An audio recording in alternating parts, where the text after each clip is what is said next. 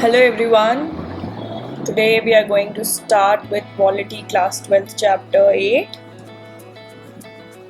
the recent developments in the Indian politics. The context of this chapter is basically how the Congress lost all the power, and thereafter comes the era of coalition and whatever the developments that happen throughout. Let's start with the context of the 1990s. So you are already aware about how Rajiv Gandhi became the new PM after the death of his mother, Indira Gandhi.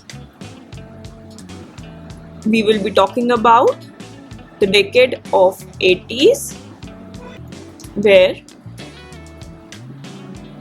Indira Gandhi was assassinated by her own guard, and the Lok Sabha elections took place immediately after which. So यहाँ पे हम ये भी बता देते हैं आपको कि जितनी बार भी कोई प्राइम मिनिस्टर की डेथ हो जाती है, कोई प्राइम मिनिस्टर रिजाइन कर देता है, there will be elections immediately.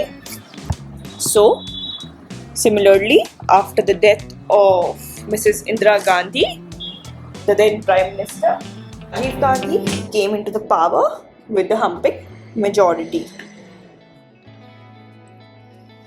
After which the country witnessed the 5 major developments that lasted long in our politics. ठीक है, तो यहाँ पे हम पहले से स्टार्ट करते हैं.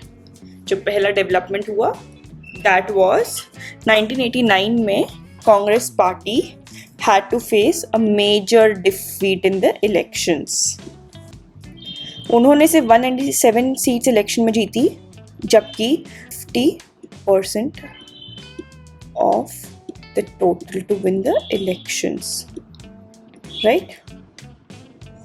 उनके पास आई सिर्फ 197. ठीक है, एक टाइम था 415 सीट्स भी उन्होंने जीती थी. कब? Just 5 years back. But this time they had to face the loss.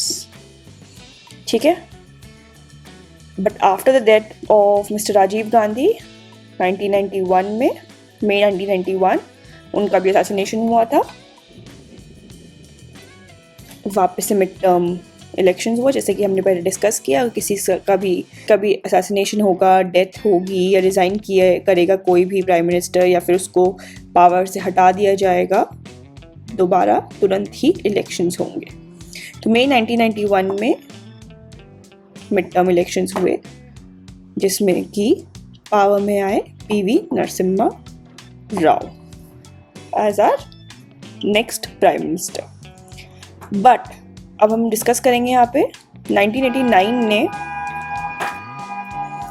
कैसे दिखाया कांग्रेस सिस्टम का एंड हुआ.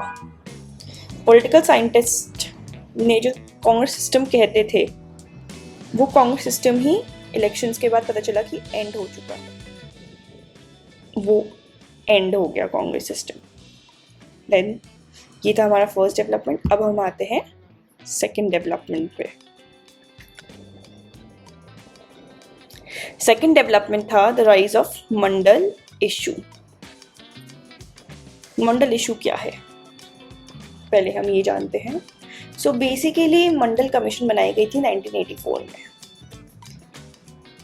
जो कि तय करेगी कि कितने. सो बेसिकली 1984 में आई थी मंडल कमीशन, जो कि तय करेगी कि जो अदर बैकवर्ड क्लासेस है, बेसिकली SC ST को ऑलरेडी रिजर्वेशन था, बट जो बाकी बैकवर्ड क्लासेस थी, जैसे कि स्टेट्स में बैकवर्ड क्लासेस थी जिनके बारे में पता ही नहीं था, जो शेड्यूल कास्ट शेड्यूल ट्राइब्स में आती नहीं थी, उनको भी एक रिप्रेजेंटेशन मिलना चाहिए, रिजर्वेशन आना चाहिए उनका भी. कहाँ पे? सेंट्रल गवर्नमेंट जॉब्स में. तो जो न्यू नेशनल फ्रंट गवर्नमेंट आई थी after the loss of Congress in 1989, उन्होंने इम्प्लीमेंट किया मंडल कमीशन. अब कोई भी न्यू लॉ आएगा तो उसके अगेंस्ट भी कई लोग होंगे और कई लोग प्रो भी होंगे. जो लोग अगेंस्ट थे उन्होंने किया protest.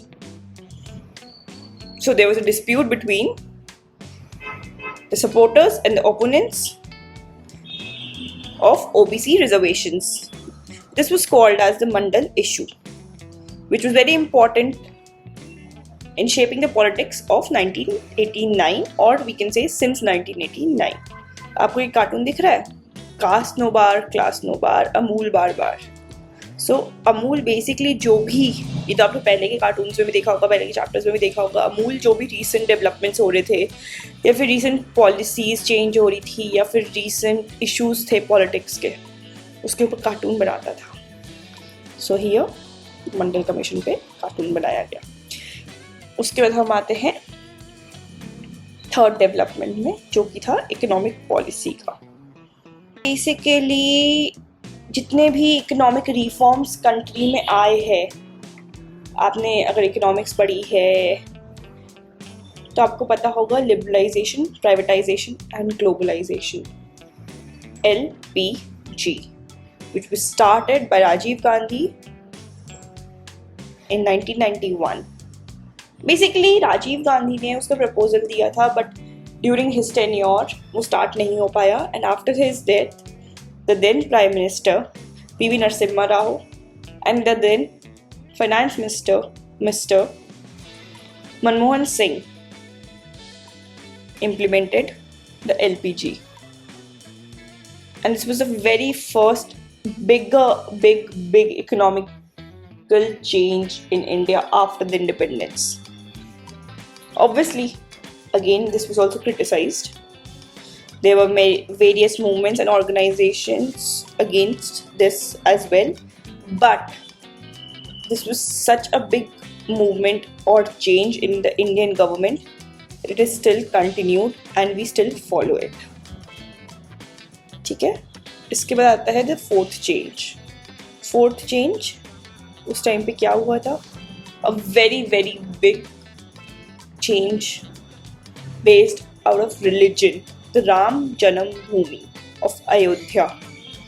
So you all know there is a very big temple of Ram in Ayodhya, which was recently made. But इसका मूवमेंट कब शुरू हुआ था? 1990 में. ये मूवमेंट चेंज करने वाला था secularism or democracy ka course. Basically, this was a very big political change as it became the central issue during that time.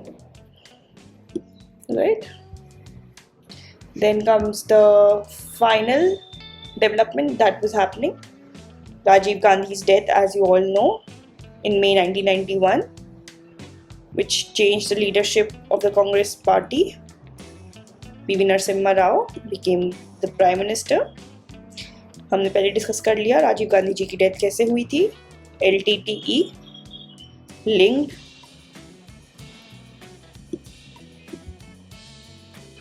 So he was on election campaign tour in Tamil Nadu where he was assassinated. ठीक है.